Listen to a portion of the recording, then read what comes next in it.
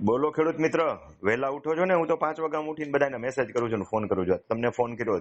હવે તમે હલો, હા બોલો સાહેબ. પર્સનલ ડિટેલ નહીં બોલતા. તમારે વારસાઈ અરજી દાખલ કરી એટલે રિજેક્ટ થઈ હા એમ કહો છો ને? હા રિજેક્ટ હવે થઈ. નનામી વાર જે અરજી દાખલ કરો તો રિજેક્ટ જ થાય ને. નામ નહીં લખવાનું શું કારણ છે? વારસાઈ દાખલ કરશો તો નામ તો આવવાનું જ છે, એ તો છુપાવવાનું રહેવાનું નથી. સમજો, બરાબર. કોઈ હા વ્યક્તિ ગુજરી ગયા છે, એના હા વારસદાર આંબો બનાવીને વારસદાર નામ દાખલ કરશે, બરોબર છે?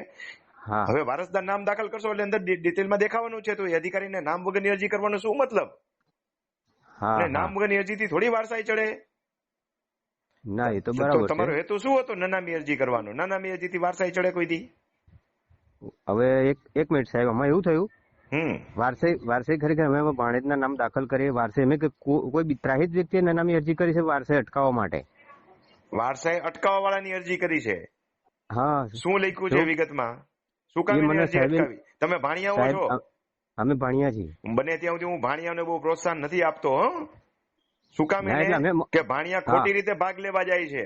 આપણે આપણા ભાણિયાઓને ભાગ દીધા ના તો પછી હું કામ ભાણિયા ભાગ લેવા જાય છે? એટલા બધા ગરીબ છીએ આપણે કે મામાની મિલકતમાં નજર કરવા જાવી પડે? મમ્મી હયાત છે કે નથી? ના મારા બા તો ઓફ થઈ ગયા. હા, તો બા પણ હોત આ તો તો કેટલું દુઃખ લાગત એને?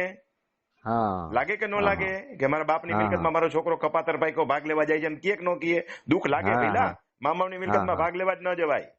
હા શું હેતુ છે મામાની મિલકતમાં ભાગ લેવા જવાનું? સંબંધ ખરાબ થઈ ગયા હા એટલે બરાબર છે. ન કરાય એ ધંધો. નહીં માહિતી આપું તમને હું. સિદ્ધાંત હા વિરુદ્ધની એટલે માહિતી નથી આપતો હું. હા હા હા ભલે ભલે. હા હા